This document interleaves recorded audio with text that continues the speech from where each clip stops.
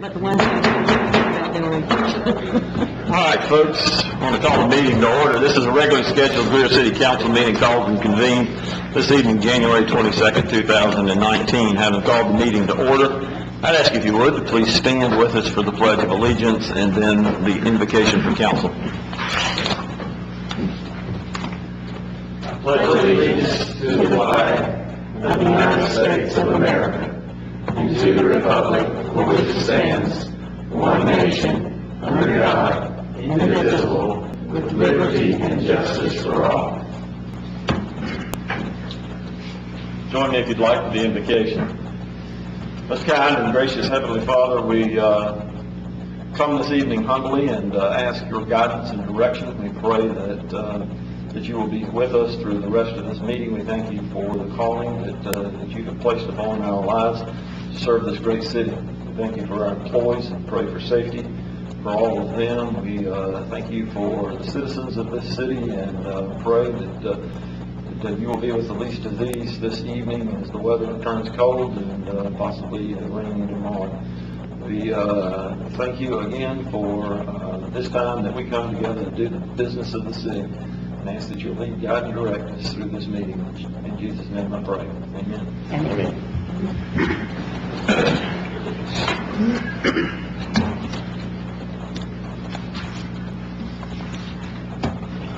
Ms. Duncan, do we have anybody to appear in public forum this evening? No, sir. Council, with that, we'll move to the minutes of the council meeting. You have the minutes from the January 8th meeting. I'll entertain a motion that they be received. So moved. Second. Have a motion and a second. Any items of note for the clerk? Hearing none. Ms. Duncan? Mr. Earwood. Yes. Mr. Griffin. Yes. Mr. Dumas. Yes. Mr. Bettis. Yes. Miss Albert. Yes. Mayor Daniels. Yes. Council, Mr. Seifert is here with our financial report this evening. Thank you, Mayor and Council. We'll quickly cover the financial performance summary report for the period ended December 31st, 2018. Beginning with the general fund, we have revenue recorded of $5.2 million and expenditures of $10.9 million. At that expenditure level, we are 7% under budget for December 31st. Referencing the benchmarks, we have a negative combined variance of $821,000 and a carrying cash balance of a little over $10 million. Moving to the hospitality fund, we are 2% over budget on revenue with $1.1 million recorded through December 31st, expenditures of $370,000 and a carrying cash balance in the hospitality fund of a little over $1.9 million. And finally, in the stormwater fund, we have revenue recorded of $60,000, expenditures of $160,000, and a carrying cash balance of a little over $1 million in the stormwater fund. Be happy to take any questions you may have. Council? Thank you, sir. Thank you. Appreciate the update. So we'll move to the administrator's report, or shall we say the assistant administrator's report. Mr. Mike Sell. Thank you, Mayor. Council, just some quick reminders and things to know. One is that, as I'm sure you're aware, we have kicked off and started our streetscape work in downtown. We had our groundbreaking last week and well-attended event for us. They immediately following that event blocked the street off and started digging holes. So everything is full steam ahead and underway. We have couple different things going on. We have between the railroad tracks at Norfolk all the way up to Randall. We have Sauceman. CPW's completed some water line work in the street. Sauceman is beginning to move up through the street and bring up the sidewalk in the street. CPW has jumped over Randall on the second part of trade and has started working in trade for the water line there. So as they're moving up along doing that work, Sauceman and the streetscape work will follow behind them. Underway with communications on a regular basis with our merchants down there. Obviously, there's people are asking questions and we're getting them fielded, addressing any questions that have come up about some logistics, about deliveries and garbage pickup, things like that. But so far, things are going real well. One of the other things that you may note, we started our shuttle service in downtown, picking up folks and talking with our event staff who is heading up that effort, and Miss Adams in our office, who's been helping coordinate that. It's going real well. It's getting pretty good usage. Our folks that are handling that are called ambassadors, so they're interacting with the people in downtown, not just waiting, not just going by a stop and waiting for somebody to jump on, but actually going by people and asking if they want to get in and ride. Providing them information about what's going on with the project, and we, so far, it seems to have been, it's been well received, and we're getting a lot of good feedback about that particular part of the effort that we have, and to try to keep people moving throughout town while the construction project is underway. Also, just to bring some items to your attention in regards to events coming up.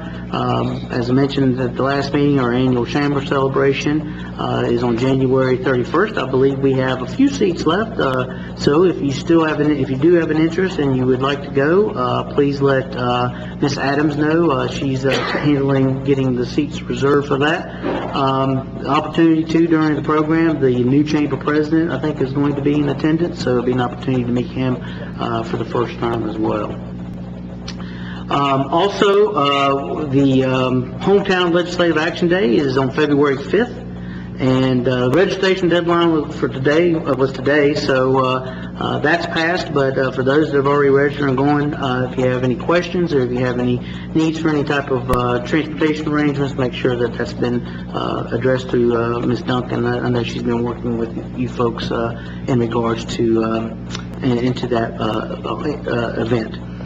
Also, just a reminder that we have coming up, it's a little bit off, but it's never too soon to be thinking about it, which is the state ethics report filing that's required. That deadline is on March the 30th, so make sure that you're aware of that, and a reminder to make sure that you get that in with the guidelines. Like I said, March 30th is the deadline for that. So a little bit of time still, but never too soon to make sure that we're focusing on that.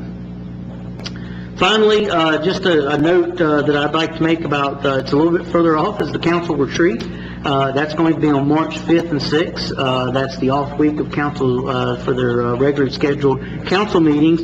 My reminder is that we always like to make sure that you are providing us with any topics that you would like to discuss during the meeting. So anything that you have specifically, let myself or Mr. Driggers know what those items are. We can make sure we've got the appropriate information lined up for that, and the appropriate folks in the room will be able to answer any questions. Like I said, it's a little bit of ways, but at least you can be thinking about what you may want to add to the agenda. It'll be a tight agenda for us, but we always like to try to get everything taken care of so that we can kind of set that agenda for the next year and beyond for council's goals and objectives. Finally, just a couple items note, Mayor, on the agenda is that under old business items A and B, and under new business item A, at council's discretion, that you will receive information in executive session related to those three items. Council may want to hold taking action on those until after executive session. One item under executive session regarding Project O'Hare for an economic development issue. That is all I have. Be glad to answer any questions that you may have. Thank you, sir.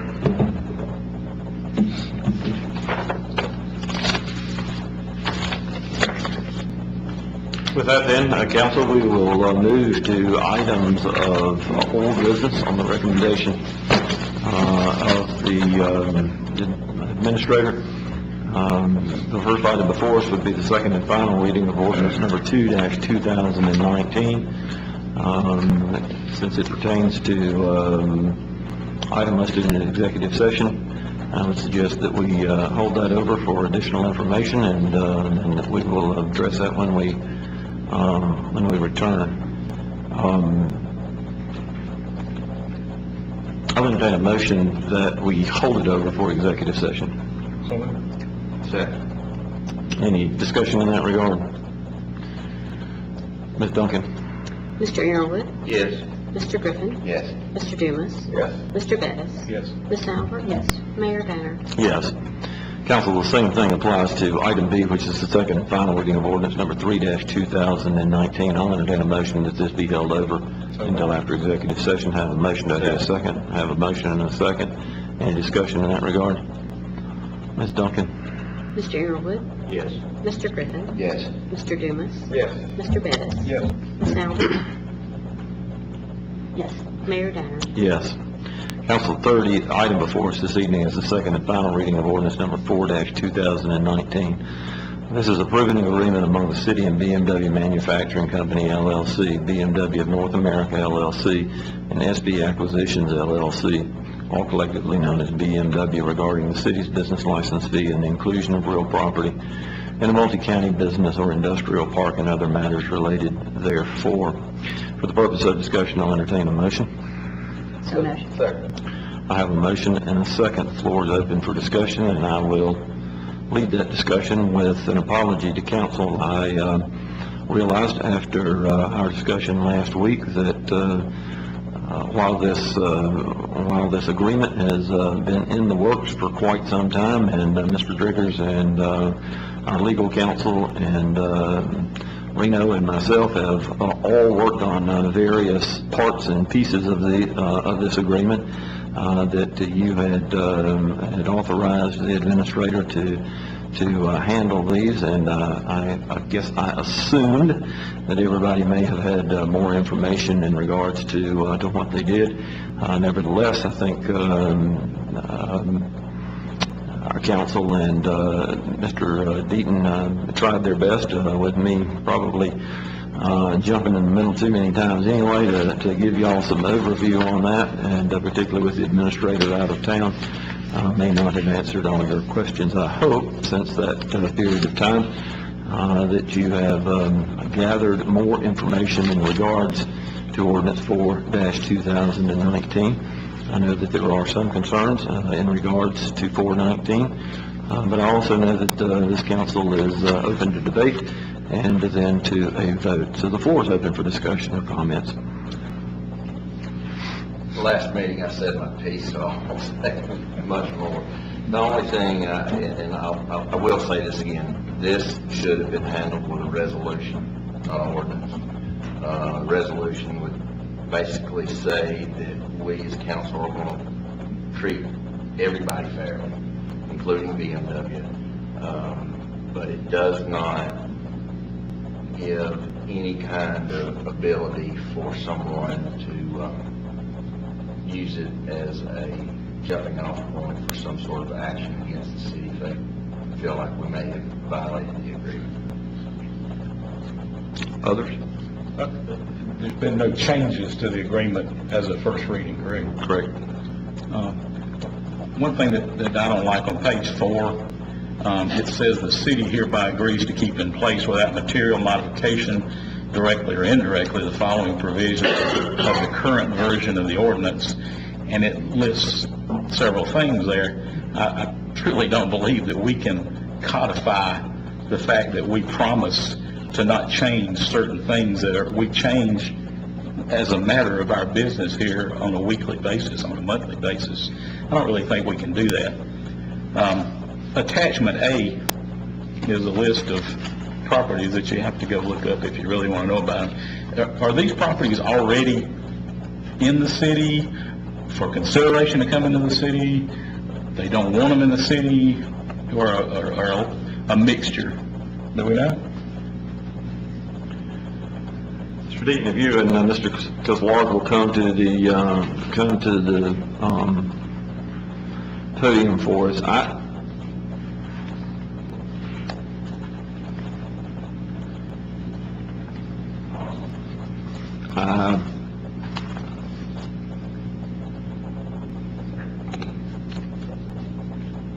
Mr. Bass, I do not know if all of these properties are within the city. I don't, I mean, I think it's a mix. I don't believe that all of it, and I think some of them possibly could, but I'd be hesitant to provide a definitive answer in regards without looking at each one individually. It just lists the parcel numbers, as you're aware, without any of the restrictions. And I'm just a little bit confused about what they're actually looking for in regards to property. I understand they have some skewed pieces here and there.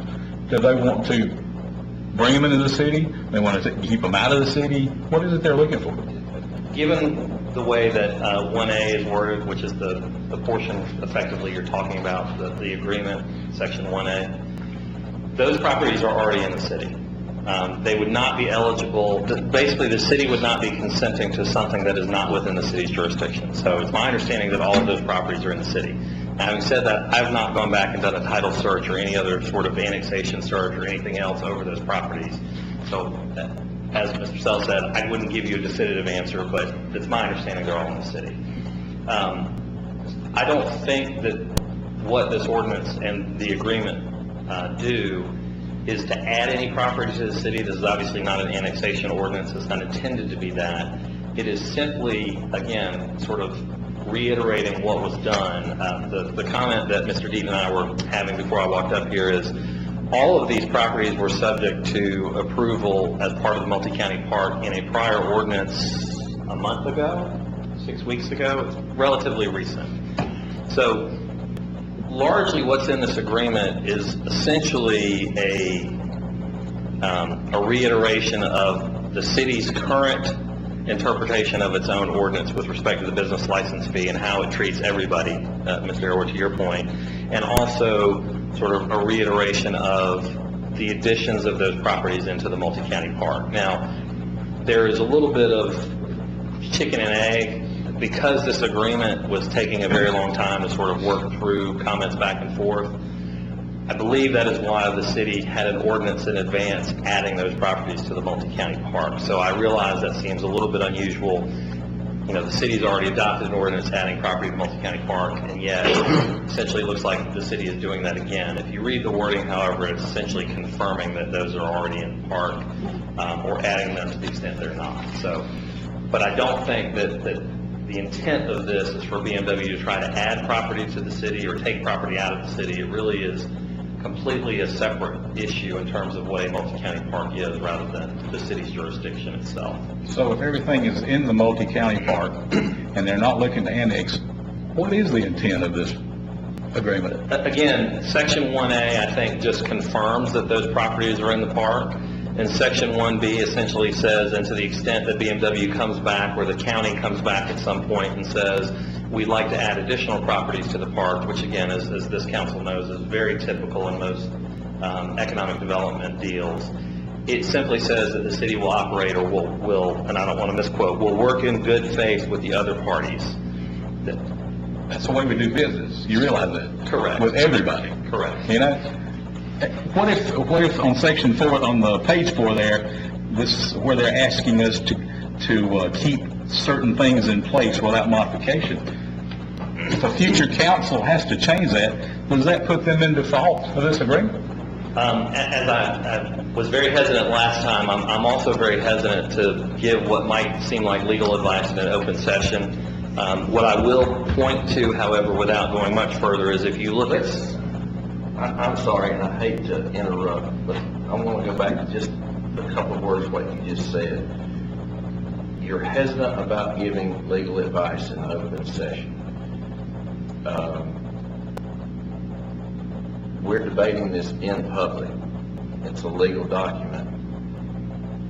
Why can't you give us advice? Because I know how that I'm going to vote, but maybe some others who are going to vote differently, if they knew additional facts or legal opinions, would vote differently. I mean, is this something that we need to table until we can go into an executive session, or is it something, I think that's fair. Mr. Airwood, I'd advise that if council does want to get legal counsel on specific aspects of the agreement, that they go into executive session to receive that counsel.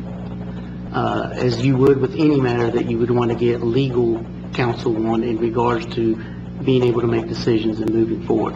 But that counsel would be privileged information that needs to be shared in the executive session. I'll give you legal advice right now.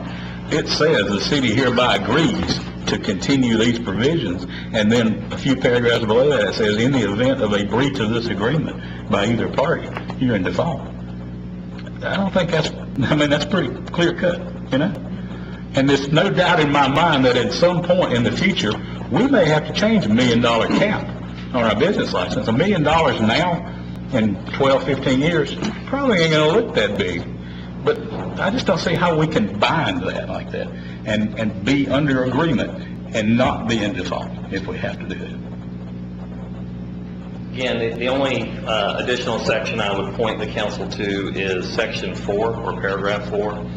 The city's commitments as contained in this agreement are provided to BMW to the extent the city is permitted by law to make such commitments.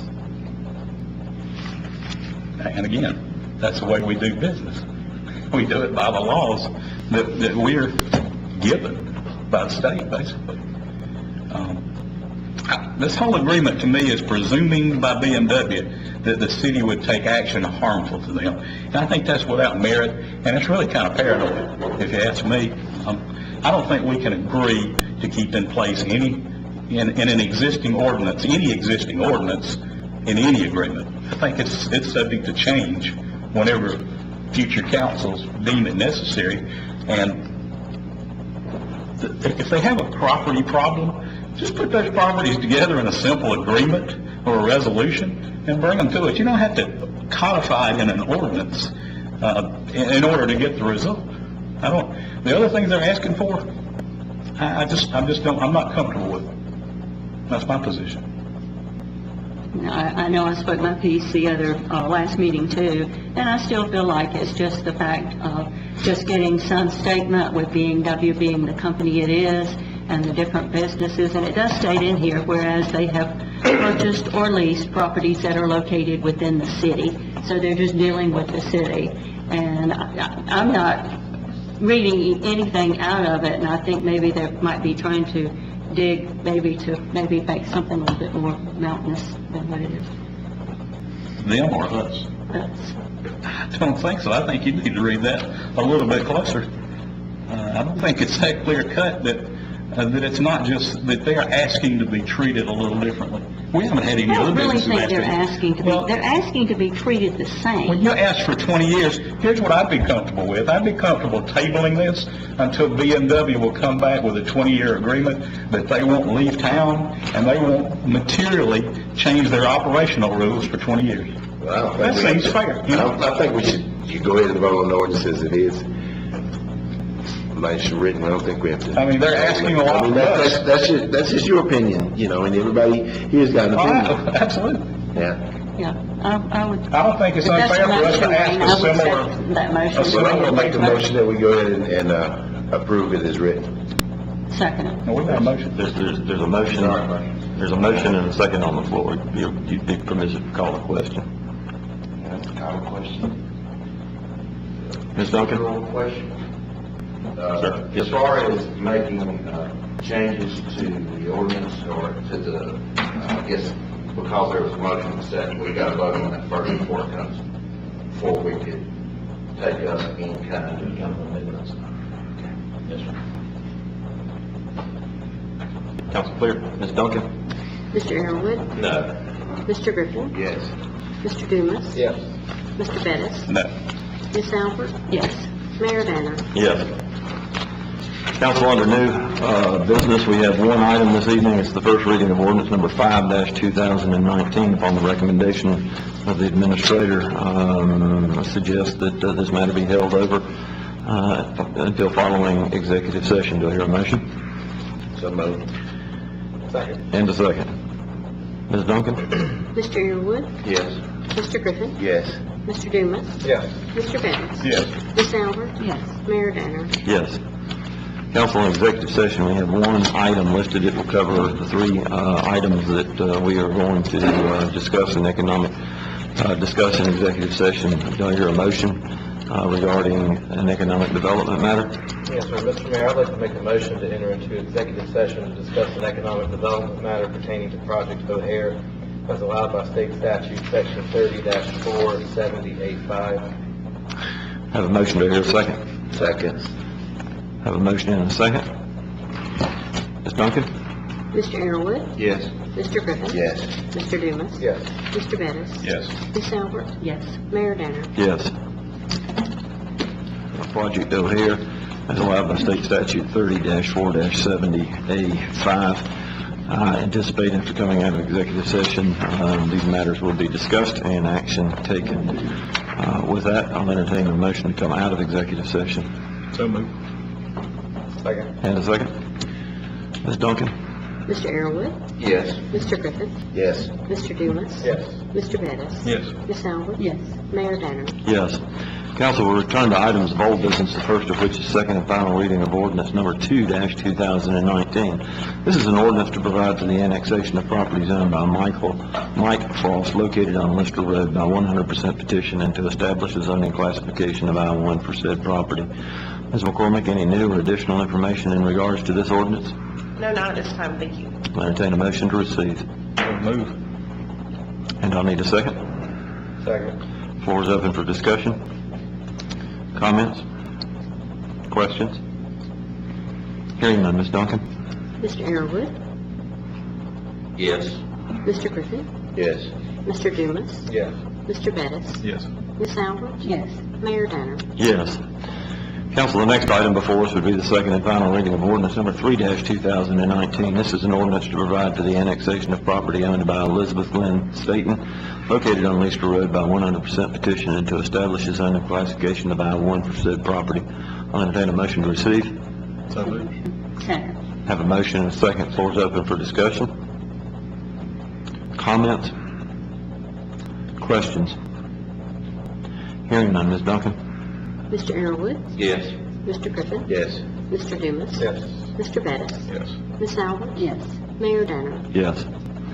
Council, moving into items of new business, we have the first reading of ordinance number 5-2019. This is an ordinance to change the zoning classification of property owned by Paul Brannon and Linda Leister located on Leister Road from R12, which is single-family residential, to I-1 industrial.